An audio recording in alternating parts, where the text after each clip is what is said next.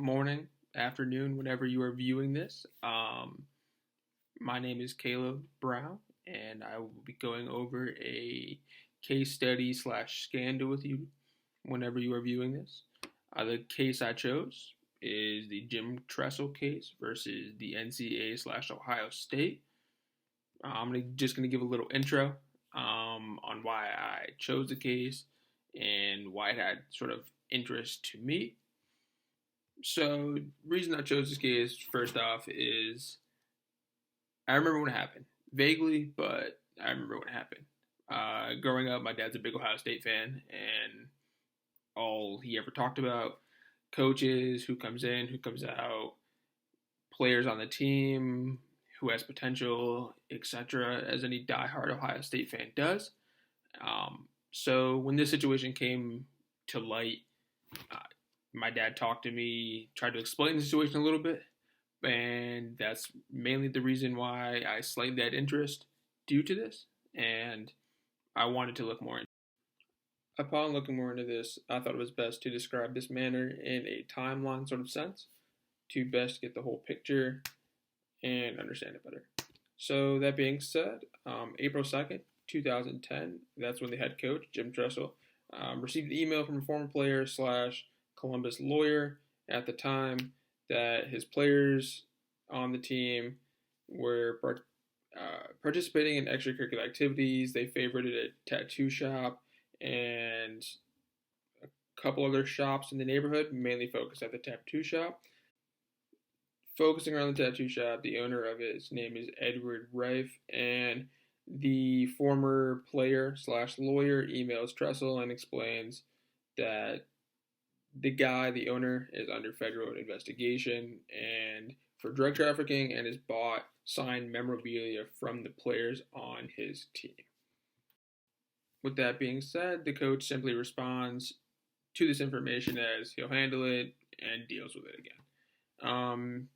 13 days later, on April 16th, the lawyer, emails him again, and with more details mentioning specific players, memorabilia, basically a detailed outline of what was sold and the value of it. The most expensive item was the 2002 Big Ten Championship ring that sold for around $7,000. After that, they continued to go on for until about June, where the former player has the coach's back, and this is still hush-hush at the moment, with being very few people know about the current situation. In July, following the prior incidences, it still is happening, and the coach receives anonymous letters, emails that their new sales direct for cars and whatnot, Auto Direct to be specific, is trading used cars for memorabilia. With all this information being brought to light, still nothing exactly is happening. We move to September 13th, 2010, where Tressel signs a standard annual NCAA certificate of compliance, indicating that he has no knowledge of any potential violations. Moving to December, the federal government is still involved, and they raided the tattoo owner's home and business, and they found all of the memorabilia that was being informed to Tressel prior, as I mentioned before, with the most valuable being the 2002 BCS championship ring. That raid happened on the 7th of December, and Jim Tressel wasn't informed until the 9th. First, on the 7th, they informed Ohio State officials, and Jim Tressel did not do anything to inform Ohio State officials about the email exchanges from his former player and lawyer at the time. So it's still being swept under the boat, if you can get my gist. 13 days following Tressel's knowledge, it comes out of the 5 players that were named and basically involved in this whole situation.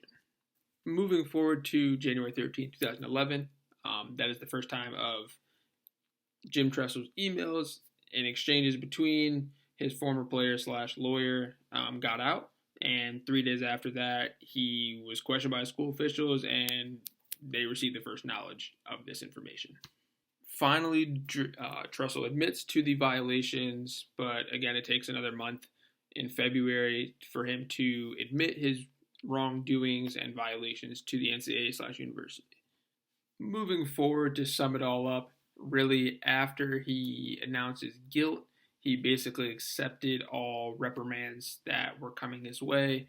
First being the $250,000 fine, and initially he was trying to be suspended for 2 games, but his players were being suspended for 5, and he requests to do that as well.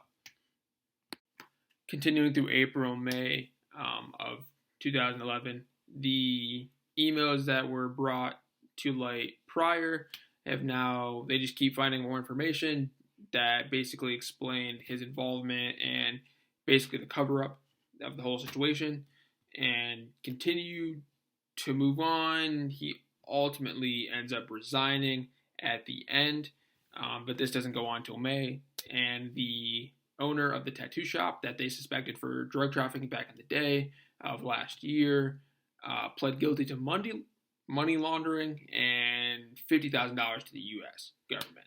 And moral of the story is he covered it up for a long period of time and then got caught. And as soon as he got caught, he admitted his guilt and took the full reprimands.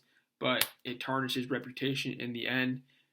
Winning was more important to him than doing the right thing and taking the consequences initially.